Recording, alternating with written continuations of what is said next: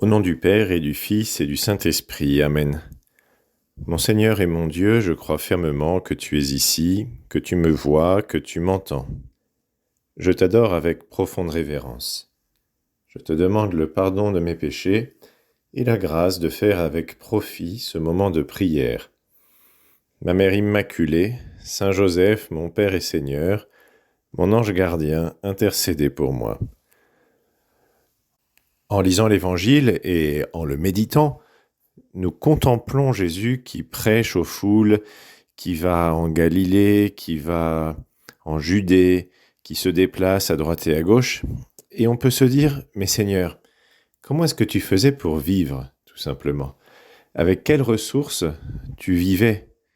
Parce que, après tout, cela a un certain coût de faire cela, et tu n'avais peut-être pas le temps de travailler de tes mains pour gagner ta vie. Et Saint Luc nous répond. Saint Luc nous dit que Jésus passait à travers villes et villages, il proclamait, il annonçait la bonne nouvelle du règne de Dieu. Les 12 l'accompagnaient, ainsi que des femmes qui avaient été guéries de maladies et d'esprits mauvais. Donc il cite ces femmes qui l'accompagnaient. Marie, qui est appelée Madeleine, de laquelle étaient sortis 7 démons. Jeanne, femme de Cousa, qui était intendant d'Hérode. Suzanne et beaucoup d'autres, qui les servaient en prenant sur leurs ressources. Ce sont en particulier ces femmes qui aident le Seigneur par leurs ressources, qui financent, on pourrait dire, sa campagne d'évangélisation. Elles sont, d'une certaine manière, l'opposé du jeune homme riche. Le jeune homme riche, tu t'en souviens peut-être, est une personne qui veut suivre Jésus, mais qui n'y parvient pas parce que Jésus lui demande de se détacher de ses biens.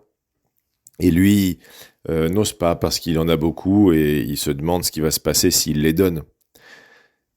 Là, ces femmes-là, elles sont heureuses d'assister Jésus de leurs biens.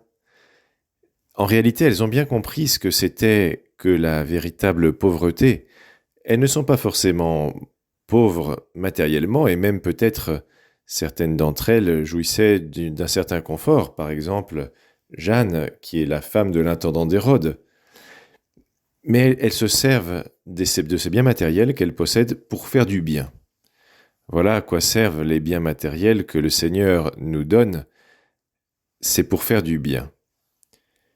Et tout cela, ça nous renvoie plus fondamentalement à la question dont nous-mêmes, nous vivons cette pauvreté, dont nous-mêmes, nous sommes détachés des biens matériels qui sont à notre disposition, mais qui doivent être utilisés pour le bien. Permets-moi de te citer le passage d'une homélie de Saint José Maria. Il y a de nombreuses années, plus de 25, je me rendais à un réfectoire pour mendiants qui, de toute la journée, n'avaient pour autre nourriture que le repas qu'on leur y servait. Donc des mendiants vraiment pauvres qui ne pouvaient faire qu'un seul repas par jour. C'était un local spacieux dont s'occupait un groupe de dames dévouées. Après la première distribution, d'autres mendiants s'empressaient de venir recueillir les restes. Alors, on s'imagine bien que ce second groupe, c'était vraiment des personnes dans la misère. Saint José Maria continue. Un des mendiants de ce second groupe attira mon attention. Il possédait une cuillère en étain.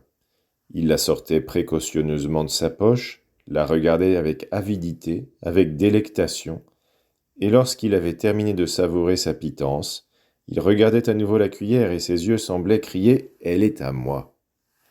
Il la léchait ensuite par 2 fois pour la nettoyer, puis satisfait, la remettait dans les plis de ses haillons. Elle lui appartenait cette cuillère, en effet, pauvre miséreux, qui parmi ses compagnons d'infortune se considérait riche. Et Saint José Maria continue en disant « Je connaissais à la même époque une dame de la noblesse, une grande d'Espagne. Devant Dieu, cela ne compte pas, nous sommes tous égaux, nous sommes tous enfants d'Adam et Ève, nous sommes tous des créatures faibles qui sont remplies de défauts, capables, si le Seigneur nous abandonnait, des pires forfaits. Depuis que le Christ nous a rachetés, il n'y a plus de différence, ni de race, ni de langue, ni de couleur, ni de lignage, ni de richesse. Nous sommes tous enfants de Dieu. Cette personne dont je vous parle maintenant habitait dans une noble demeure, mais elle ne dépensait même pas 2 pesettes par jour pour elle. En revanche, elle rétribuait généreusement les personnes à son service et consacrait le reste à venir en aide aux nécessiteux, tout en s'imposant à elle-même des privations de toutes sortes. Cette femme ne manquait d'aucun des biens que tant ambitionne. mais elle était personnellement pauvre, très mortifiée, complètement détachée de tout. Vous m'avez compris. Nous n'avons d'ailleurs qu'à écouter les paroles du Seigneur. Heureux les pauvres en esprit, car le royaume des cieux est à eux. Voilà, la véritable pauvreté, c'est celle d'être réellement détaché des biens que nous possédons. Ça n'empêche pas d'en posséder, même parfois beaucoup, mais de les utiliser pour faire le bien. Jésus ne nous demande pas toujours ce qu'il a demandé au jeune homme riche, de vendre tout ce que nous possédons, de le donner aux pauvres, puis de le suivre. Mais Jésus nous demande d'être réellement détaché. Il nous demande la pauvreté en esprit. Alors on pourrait dire, c'est facile la pauvreté en esprit. Si j'ai le droit de posséder de grandes richesses, je peux toujours dire que je suis pauvre en esprit. Mais non, c'est pas si facile que ça. L'exemple du jeune homme riche nous montre que c'est pas possible de servir Dieu quand on est trop attaché à l'argent. Les familles catholiques sont particulièrement appelées à donner un exemple de pauvreté de cœur, de détachement. Dans la vie de famille, on a besoin d'être détaché. Parfois, il faut savoir faire des sacrifices. Alors pourquoi chercher à vivre cette vertu de la pauvreté ? Cette vertu, elle nous rend disponibles pour Dieu. Si nous sommes trop attachés aux choses matérielles, nous serons moins disponibles pour Dieu.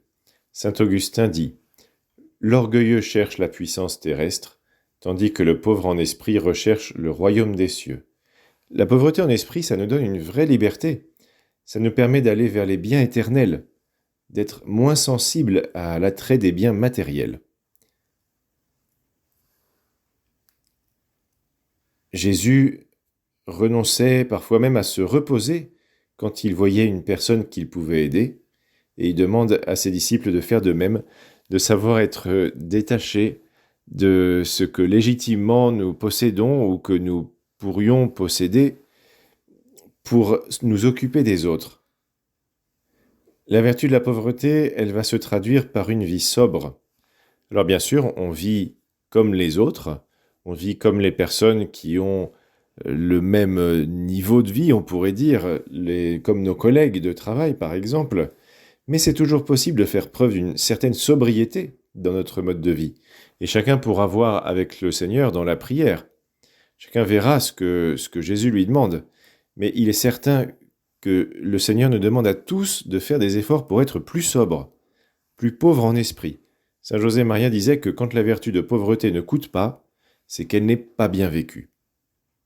D'un autre côté, il ne s'agit pas non plus de ne rien dépenser pour soi et encore moins pour sa famille. Non, c'est important d'être par exemple élégant, de savoir dépenser un peu quand il le faut, de dépenser ce qu'il faut. Par ailleurs, la vertu de la pauvreté nous aide à être généreux. Nous savons que nous ne sommes pas propriétaires de nos biens. Bien sûr, d'un point de vue de la loi, nous sommes propriétaires de nos biens, mais du point de vue de Dieu, nous n'en sommes que les administrateurs. Le Seigneur nous les confie pour que nous les utilisions pour faire le bien. Et parfois, la générosité de personnes plus pauvres que nous peut nous faire un peu honte. Nous voyons des personnes qui n'ont presque rien et qui pourtant sont d'une extrême générosité. Vous vous souvenez peut-être, tu te souviens peut-être de ce bel exemple que nous lisons dans l'Évangile. Jésus voit des personnes qui vont au temple de Jérusalem et qui laissent de belles offrandes au temple. Et le Seigneur ne dit pas qu'ils font de mauvaises choses.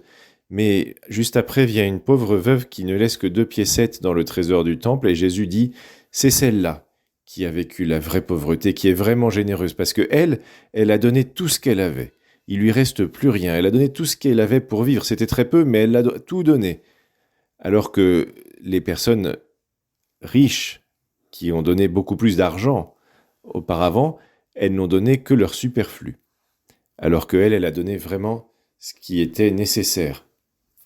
Chacun verra, on le disait à l'instant dans la prière, ce que le Seigneur lui demande. Mais c'est vraiment important d'essayer d'être profondément détaché des biens matériels et de demander au Seigneur cette grâce si on n'y parvient pas. Aussi dans la direction spirituelle, on peut demander des conseils et des orientations pour avoir une vie sobre, une vie qui ressemble à la vie de Jésus. Confions à la Sainte Vierge, qui était une mère de famille pauvre, ce soin que nous avons de vivre la véritable pauvreté de cœur. Je te remercie, mon Dieu, des bonnes résolutions, des actes d'amour et des inspirations que tu m'as communiquées dans cette méditation. Je te demande de m'aider à les mettre en pratique. Ma Mère Immaculée, Saint Joseph, mon Père et Seigneur, mon ange gardien, intercédez pour moi.